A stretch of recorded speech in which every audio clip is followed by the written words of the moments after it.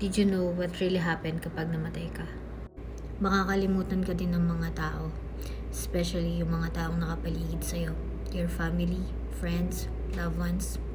Makakalimutan ka din nila. After 1 year, 2 years, 3 years, babalik din sa normal lang lahat na parang walang nangyari.